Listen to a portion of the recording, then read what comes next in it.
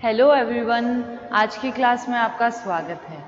आज हम जो हमारा प्रीवियस क्लास में जो टॉपिक चल रहा था उसी को हम आगे कंटिन्यू ले जा रहे हैं। ये हमारा पार्ट 3 है,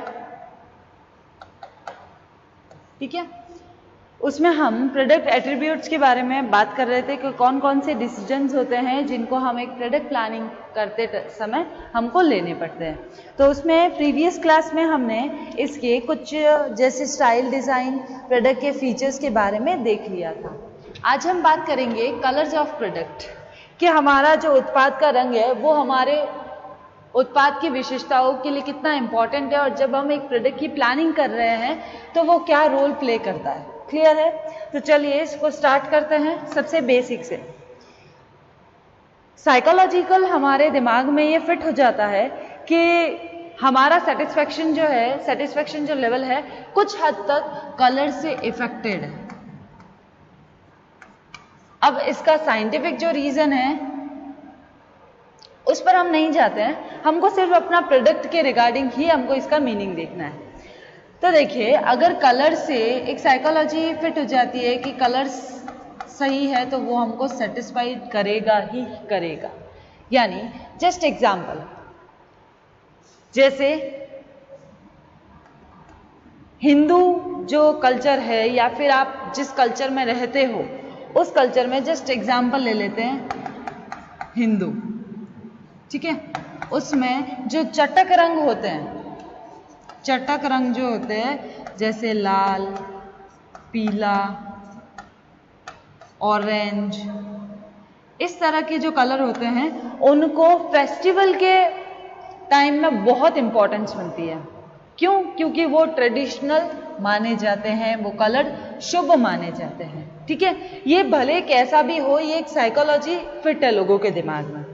तो इसलिए हर देशों में अलग अलग कम्युनिटी का, अलग अलग रिलीजन का अलग अलग कलर होता है और अलग अलग लाइक और डिसलाइक्स होती हैं। तो इस तरह हम कह सकते हैं कि एक कलर जो होता है वो अट्रैक्ट करता है, एक कलर जो होता है वो अट्रैक्ट करता है पीपल्स को कि वो आपके प्रोडक्ट को खरीदें, ठीक है। अब देखिए, अगर आप जैसे किसी जूस की बॉटल है, ठीक है, उसको अगर आप किसी डार्क ब्लू या ऐसे कलर में देखोगे कि आपको खरीदने की इच्छा होगी? नहीं, ठीक है। अगर आप जैसे पानी की मिनरल वाटर बॉटल ले रहे हो, ठीक है, अब उसमें आपको अगर वो ट्रांसपेरेंट जो आपको कलर दिखता है वो नहीं होगा और उसकी जगह पर कुछ ऑरेंज या पिंक या ऐसा कोई कलर होगा, तो क्या आप उसको प्रेफर करोगे? जी नहीं, हम नहीं करेंगे। हम एक ऐसे प्रोडक्ट को खरीदेंगे जिसका कलर हमको अट्रैक्ट करे, जो ऐसा नहीं लगे कि मतलब लोगों को आंखों में ऐसे चुभे नहीं, ठीक है, वैसे कलर को हम प्रेफरेंस देंगे। जैसे कि अभी मैंने एग्जाम्पल बताया है कि हिंदू जो भारतीय जो लोग होते हैं वो गुलाबी, हरे, पीले, लाल, बैंगनी इनको ज्यादा लाइक करते हैं। अभी बताया मैंने जो चटक कलर होते हैं उनको। काले रंग को इंडिया में डिसलाइक किया जाता है, जो ब्लैक होता है ना उसको क्या किया जाता है? डिसलाइक किया जाता है, ठीक है, इंडिया में। क्लियर है यहां तक? इंडिया में डिसलाइक किया जाता है। पर अगर हम दूसरे देशों में बात करें, दूसरे देश जैसे अपन बात करते हैं यूएसए की, यूएसए में जो होता है वो ये अपने जैसे जो चटक और तड़क भड़क जो कलर होते हैं ना उनको वो लाइक नहीं करते हैं। वो क्या करते हैं? वो सादगी वाले जो रंग होते हैं ना उनको ही वो लाइक करते हैं, जैसे white, of white, cream,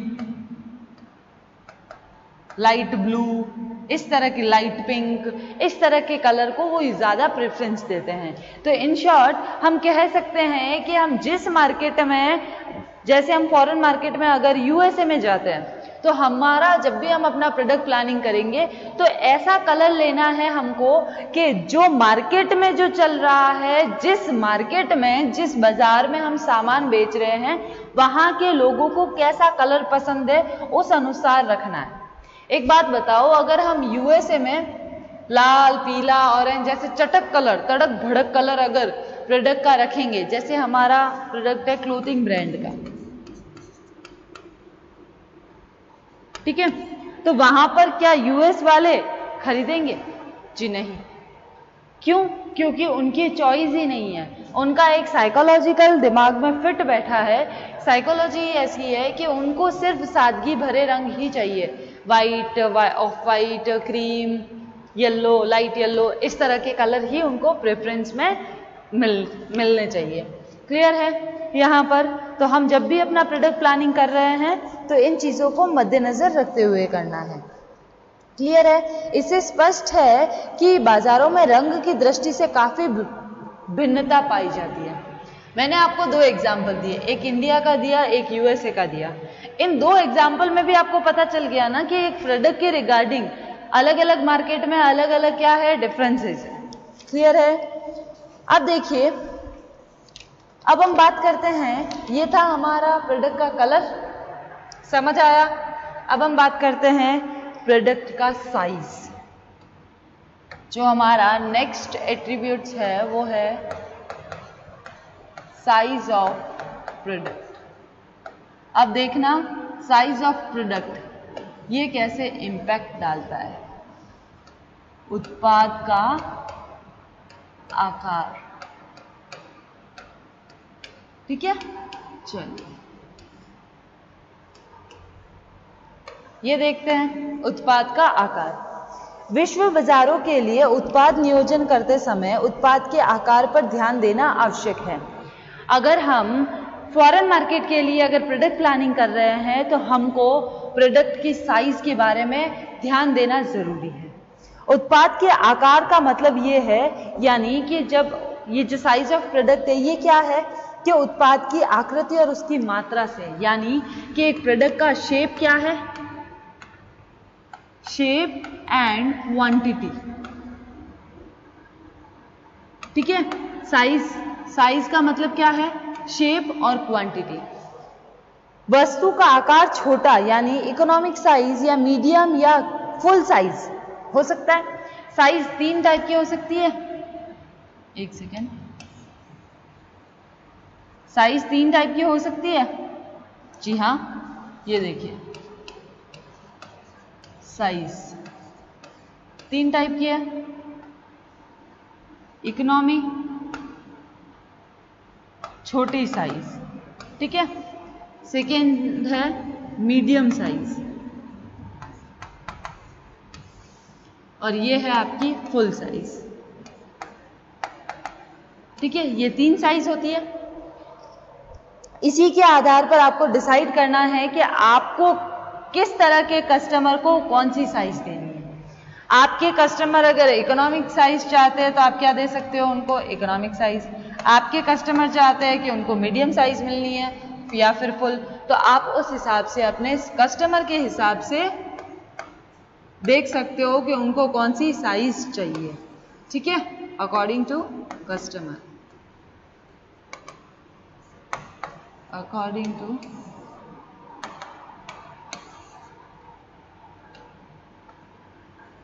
customer. Clear है यहाँ तक? साइज समझ आया आपको प्रोडक्ट का? अब चले आगे। अब बात करते हैं हमारा जो नेक्स्ट एट्रीब्यूट्स है जो हमको इफेक्ट करता है, वो है आपका ब्रांड। ब्रांड खुद में एक क्वेश्चन है, ब्रांड का क्वेश्चन हर बार पूछा जाता है, क्या होता है, इसके टाइप्स एक्सेट्रा, बहुत सारे क्वेश्चन जिससे अराइज हो सकते हैं। वैसे हालांकि ये अगर डिसीजन पूछे तो उसमें भी इंपॉर्टेंट रोल प्ले करता है, क्योंकि ये काफ़ी डिटेल टॉपिक है, इसके ऊपर आप बहुत कुछ कंटेंट आप ऐड कर सकते हो। तो इसलिए इससे 2 क्वेश्चन बन सकते हैं, या तो सिंपल से आपको ब्रांड पूछ सकता है या फिर आपको डिसीजन के अंदर सब पॉइंट में ये पूछा जा सकता है। चलिए, ब्रांड नाम काफी व्यापक शब्द के रूप में प्रयोग किया जाता है, बहुत ही ग्रैंड लेवल का। इसके अंतर्गत किसी भी अक्षर, प्रतीक, शब्द या डिजाइन को शामिल किया जाता है। ब्रांड क्या पूरा सेंटेंस होता है? नहीं। आप क्या करते हो, या तो लेटर या वर्ड या सिंबल, या आप क्या करते हो, सिंबल, एक सेकेंड, सिंबल, या फिर आप इस तरह के जैसे कोई डिजाइन हो गया, ये क्या करते हो, चूज करते हो, ठीक है। इनको चूज करके आप क्या करते हो कि एक अपनी कंपनी का, अपने प्रोडक्ट का नाम देते हो। या तो आप देते हो, जैसे आपने लेटर ले लिया, हाँ शाही, ठीक है, ये पूरा वर्ड है, ठीक है, वर्ड लेटर, ठीक है, तो ये आपका ब्रांड हो गया। या फिर आप ऐसे सिंबल बना देते हो, ये हो गया आपका सिंबल। या फिर आप कोई डिजाइन बना देते हो, ठीक है, तो ये हो गया आपके। इस तरह के जो ये जो दिख रहे हैं ना आपको, ये किसी भी तरह के ये जो आपके ब्रांड्स हो सकते हैं आपके प्रोडक्ट के, जिससे निर्यातक का उत्पाद विदेशी ग्राहक पहचान सके, जिससे निर्यातक का जो आपका एक्सपोर्टर का,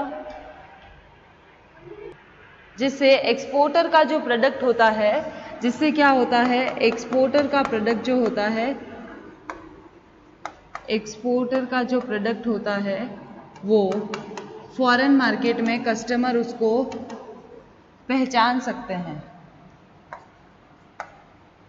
फॉरेन मार्केट में कस्टमर उनको आइडेंटिफाई कर सकते हैं इजीली।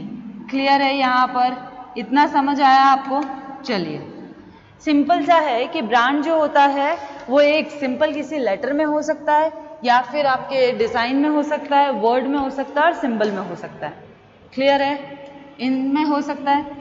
जैसे ये एग्जाम्पल था, शाही एक नाम है, फिर इसके सिंबल्स हो सकते हैं। एक्सपोर्टर प्रोडक्ट, अगर एक्सपोर्टर प्रोडक्ट सेल कर रहा है तो वो फॉरेन मार्केट में अगर उसकी ब्रांड है, ब्रांड प्रोडक्ट है, तो वो क्या कर सकता है, कस्टमर उसको, उस प्रोडक्ट को आइडेंटिफाई कर सकता है तथा उस उत्पाद को प्रतिस्पर्धियों के उत्पादों से पृथक किया जा सकता है। अगर आपका प्रोडक्ट का जो ब्रांड है वो काफी फेमस है या ब्रांडेड प्रोडक्ट है आपका, तो आपका कंपटीशन स्वतः ही वहां क्या हो जाएगा, कम हो जाएगा। सबसे पहला, ठीक है, क्या होगा, सबसे पहला ही एडवांटेज आ गया, लो कंपटीशन।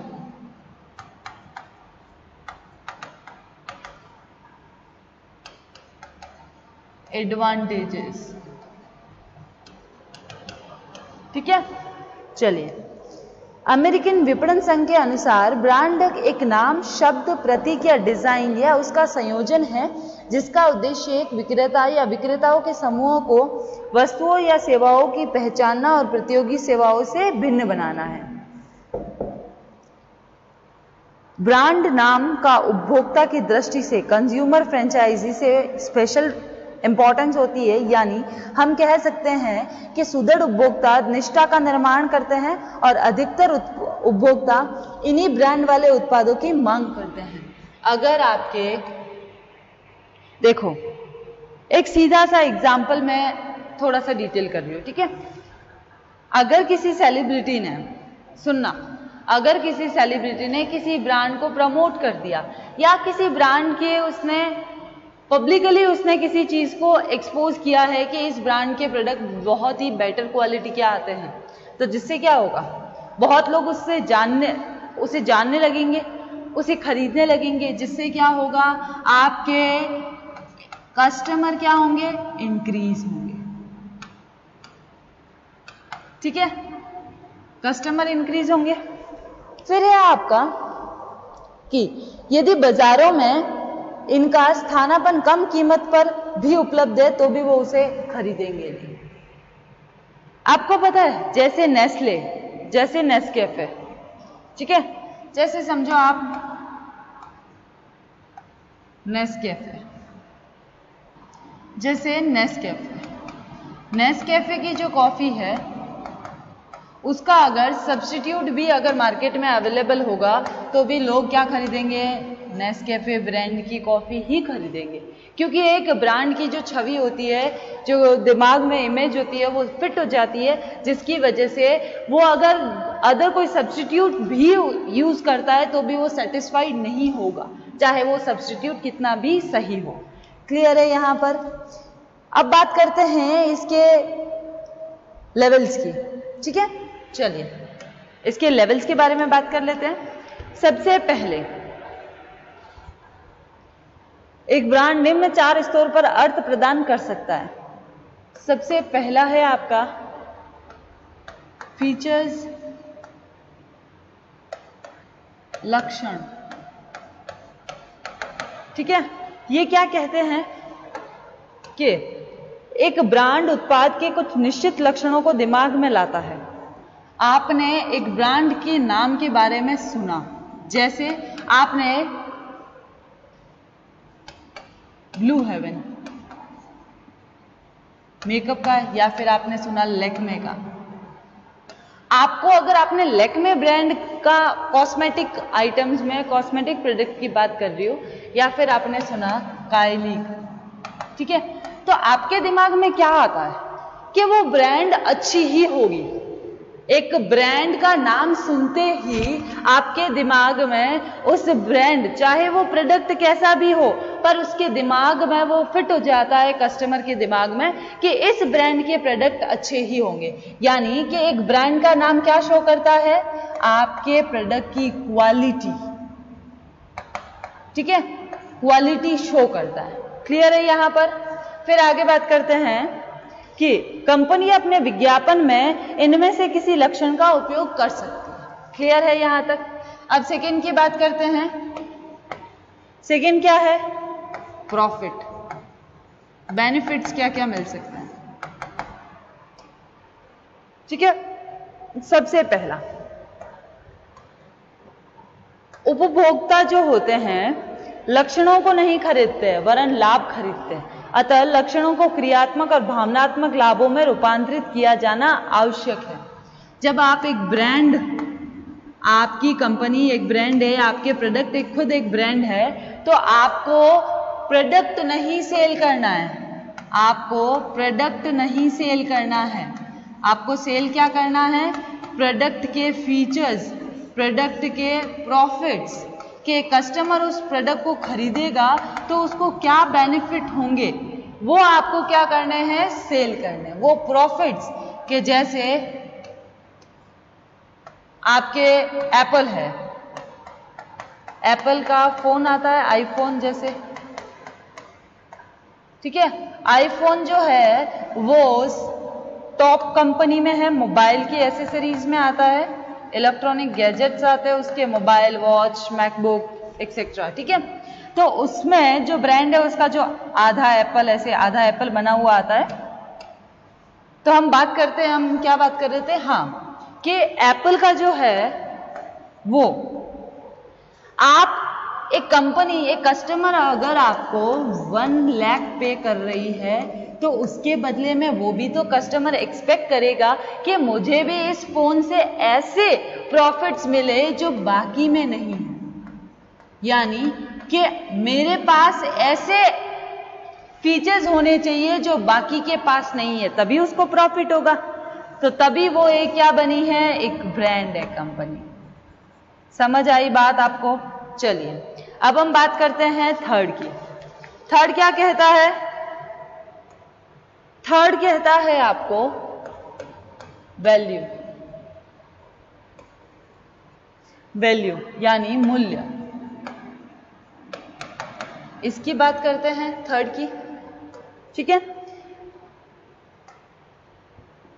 एक ब्रांड विक्रेता के मूल्यों के बारे में कुछ ना कुछ कहता है। उदाहरण के लिए मर्सिडीज कार का बायर अच्छी परफॉर्मेंस, सेफ्टी और प्रेस्टीज को स्पेशल इंपॉर्टेंस देता है। तो एक कंपनी को इसी प्रकार के क्रेताओं की पहचानने का प्रयास करना चाहिए जो पैकेजिंग के लाभों के साथ साथ मूल्यों को भी महत्व दे सके। सीधा सा एग्जांपल देते हैं मर्सिडीज का। ठीक है, ये क्या है? एक कार की ब्रांड है, ये एक कार है। ठीक है, अब कस्टमर को क्या क्या बेनिफिट्स मिलने चाहिए? सबसे पहले गुडविल, या फिर आप कह सकते हो प्रेस्टीज। ठीक है, फिर आपका आता है इसमें प्रेस्टीज के अलावा कि परफॉर्मेंस कैसी होनी चाहिए? गुड।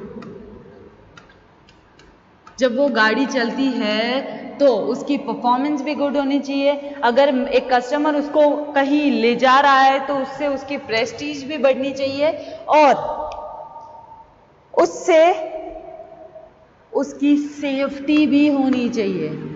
आपको पता है आजकल की कार्स में क्या आता है, सेफ्टी बैग्स आते हैं, जिससे अगर आप किसी गाड़ी से टकरा भी जाते हो तो आपको कुछ नहीं होगा। आपकी कार में एक सेफ्टी बैग होता है जो ऑटोमेटिक ही ओपन हो जाता है, ठीक है। तो वो भी इसको चाहिए, परफॉर्मेंस भी चाहिए और इसकी गुडविल भी होनी चाहिए। तो वैल्यूज जो होते हैं वो ज्यादा इंपॉर्टेंट रोल प्ले करते हैं। अब हम बात करते हैं हमारे लास्ट की। लास्ट कौन सा है हमारा? पर्सनैलिटी या पर्सनल कह सकते हैं, यानी व्यक्तित्व, पर्सनैलिटी,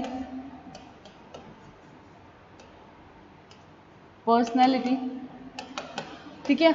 ये क्या कहता है देखिएगा कि एक ब्रांड काफी सीमा तक व्यक्तित्व को भी बतलाता है। ब्रांड विशेष खरीदने वाला क्रेता के व्यक्तित्व के बारे में विपणनकर्ता अनुमान लगा सकता है। अगर आपने किसी ब्रांड के कोई भी, जैसे आपने ब्रांड की वॉच पहनी है, एग्जाम्पल दे रही हूं, आपने घड़ी पहनी है किसकी? रोलेक्स की, ठीक है। आपने घड़ी पहनी है तो इसका मतलब किसकी? ब्रांड की। अगर आपको ब्रांड का नॉलेज है तो जिससे जो आपका बायर है उसने अगर ब्रांड की कोई भी चीज, कोई भी एक्सेसरी खरीदी है या यूज कर रहा है, तो सामने वाले पर इफेक्ट डालता है कि उसकी पर्सनालिटी कैसी है, ठीक है। अगर आप किसी ऑफिशियल प्रोफेशनल अगर लुक में जाना चाहते हो तो आप जैसे रोलेक्स की वॉच हो गई, जो आपका क्लोथिंग ब्रांड हो गया, जैसे सियाराम का आपने सूट पहना, ठीक है। एक आपकी पर्सनालिटी डेवलप करता है। वो जो गुडविल होती है वो कपड़े से, फैब्रिक से, मटेरियल से पता चल जाता है कि किस तरह का आपका सूट है, किस तरह का आपका जैकेट है। क्लियर है यहाँ पर? तो आपकी ब्रांड आपकी पर्सनालिटी को भी शो करती है। क्लियर है यहाँ तक? ये थे हमारे ब्रांड के features, values, profits and last personality, ठीक है। अब हम ब्रांड के जो इंपॉर्टेंस है, या फिर हम कह सकते हैं कि ब्रांड के ऐसे पॉइंट्स जिनको हम, जो ऐसे डिसीजन जो ब्रांडिंग करते टाइम हमको ध्यान रखने हैं, वो उन सब के बारे में हम कल पढ़ेंगे। तो इन शॉर्ट हम कल डिसीजन के बारे में पढ़ेंगे, इसके इंपॉर्टेंस देखेंगे और इसकी ब्रांड की स्ट्रेटेजी के बारे में बात करेंगे।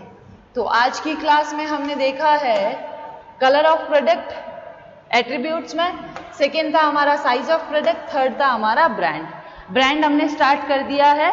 नेक्स्ट वीडियो में नेक्स्ट क्लास में हम इसी को कंटिन्यू करेंगे। क्लियर है यहाँ पर? थैंक यू आज की क्लास के लिए। आज की क्लास हम यहीं ख़त्म कर रहे हैं।